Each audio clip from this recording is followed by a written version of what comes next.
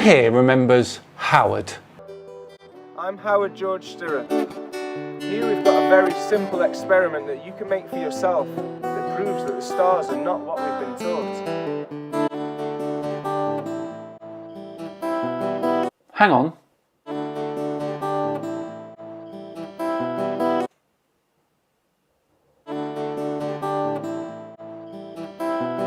Right.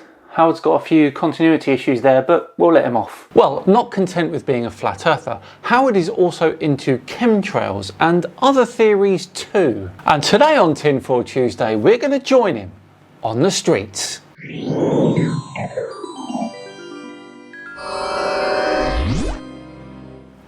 Hello all and welcome along to another episode of Tinfoil Tuesday with me, Simon Dan. Thank you very much for joining me. Okay, back to today's video where we join Howard on the streets in Spain trying to get his message across. Now let's join him as a new person approaches. Excuse me, do you speak English?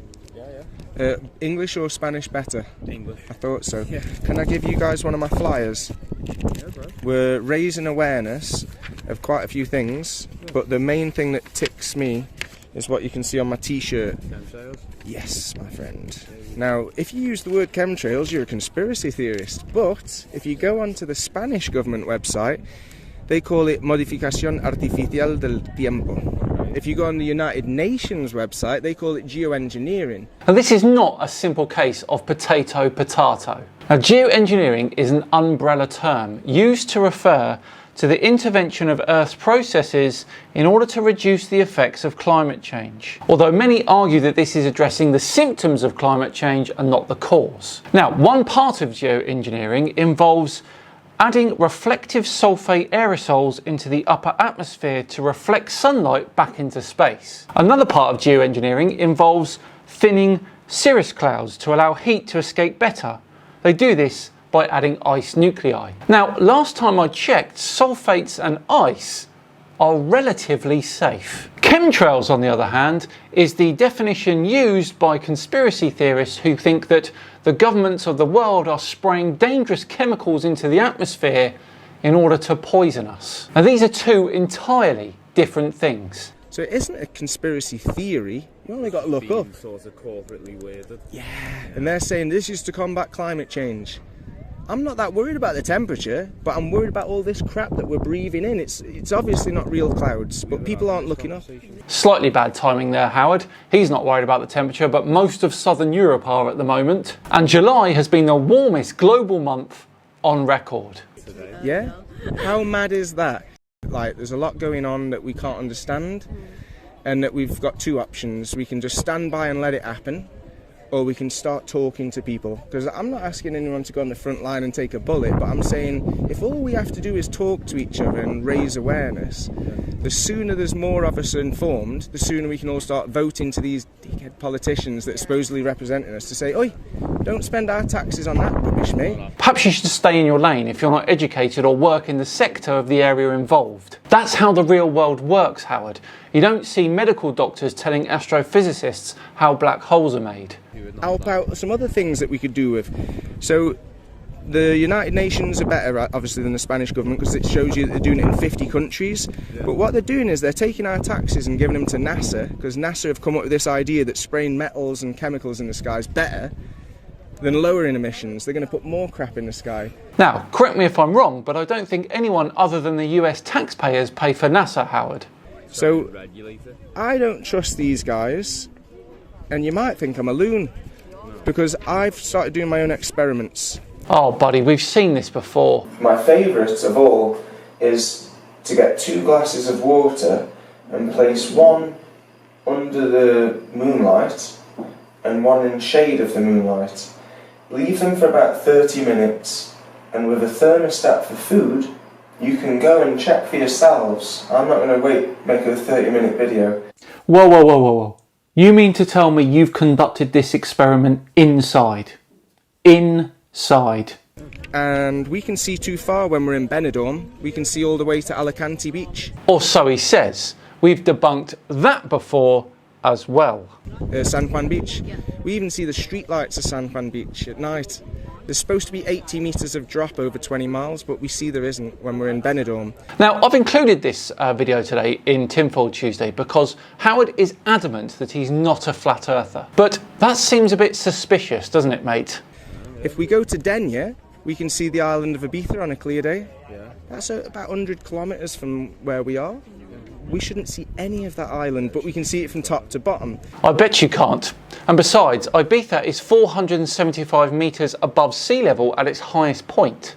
I'm not a flat earther. I know that makes a lot of people laugh and stuff, but I am a globe skeptic. Because I can see too far. And they're telling me, yeah, but light refraction. Believe in the bendy light. And I'm like, yeah, but it's not distorted. When you bend light, it distorts. But I can see clearly. On a clear day, I can see further. How is that light bending, you know? Yeah, no, the light doesn't distort images at all, does it, Howard? So I don't believe their lies. I actually now believe my eyes. But I'm not a flat earther. So you keep saying, Howard, but we don't believe you. How can that be? Well, maybe Earth's more than 3D. Who says it has to be round or flat? It could be 4D, 5D, 6D, 7 heavens, 7D. Who knows? But I'm not believing the bullshit anymore.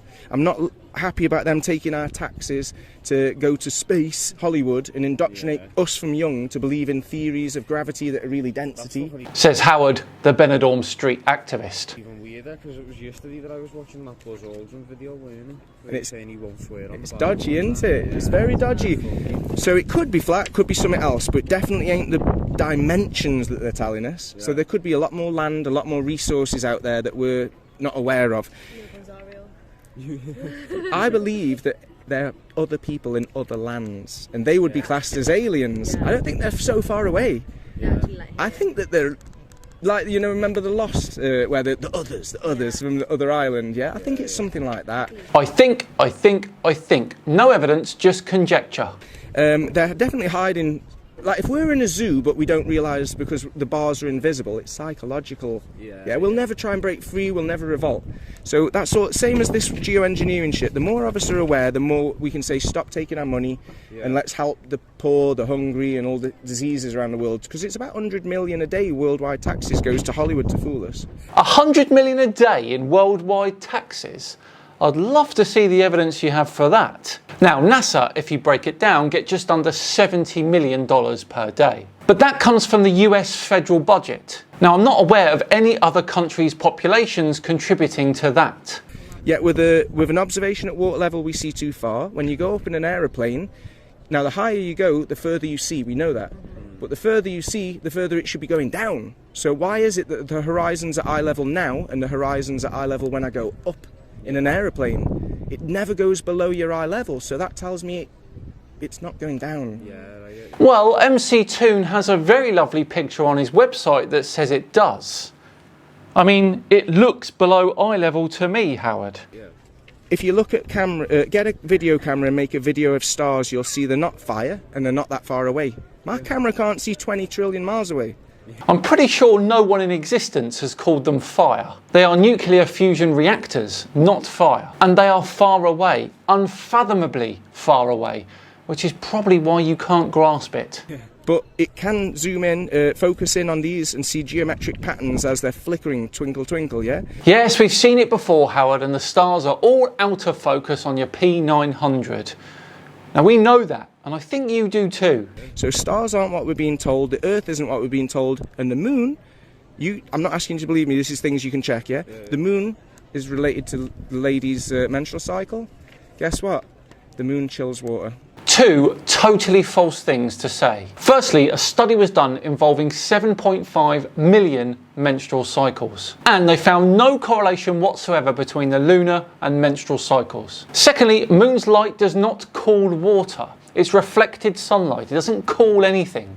You can check it for yourselves. You leave one water in the shade, one water in the moonlight, and you put a thermometer on both and you'll see that that one goes down in temperature. Get a magnifying glass and it'll go even more down. And that's called radiative cooling, Howard. You've been debunked on that one before. So this isn't me asking you to believe, this is me telling you how you can check things for yourself. That's science. It's really, really not, matey. The way when you get a magnifying glass with the sun to light something on fire. And do it with the moon. It doesn't, it's not as strong. It's weird, isn't it? It's weird. It's like, I'd expect the moon to give a warm light I'm so trying that. Good, because that's the point. We shouldn't believe in scientists. That's religion. Yeah, We should check things for ourselves, because we are scientists. We've got senses. We should use them. You should have faith in what you can observe and what other people say is the same, and especially if cameras and thermometers give the same recording, it's like we're onto something. Yes, and we do check these things every single time, and every single time they show that you're wrong. Yet you stand there like some authority on this subject, telling people bogus information. I would genuinely love to do my own street activism right next to Howard, so I can talk to all the people that he talks to afterwards, telling them the real truth and how it actually works. So please take this, check it out. I'm happy that you were already talking about these things. I think it's dead simple. We just need to check things, raise awareness, and there's hope for the future. Otherwise, we're doomed. It's a pleasure to meet you guys. You've made my day. Thank you for being so open-minded and kind. I really appreciate that. Have a lovely day. Thank you. What a sorry state of affairs that was. Dear oh dear, what a disappointing end to Tinfoil Tuesday that was. But for now, I'm afraid we're all done and dusted for another one. Thank you so much for watching. It truly is appreciated. If you enjoyed it, please do consider subscribing to the channel. There are less than 13,000 subscribers to go now, I think, till we hit that 500,000. We're gonna get there by the end of the year for sure. And of course, if you really enjoyed it, hit that like button too. I've been Simon Dan. Have yourselves a great week, and I'll see you on Friday for the return of Del from Beyond the Imaginary Curve. He's coming back and he's got a new experiment. See you then.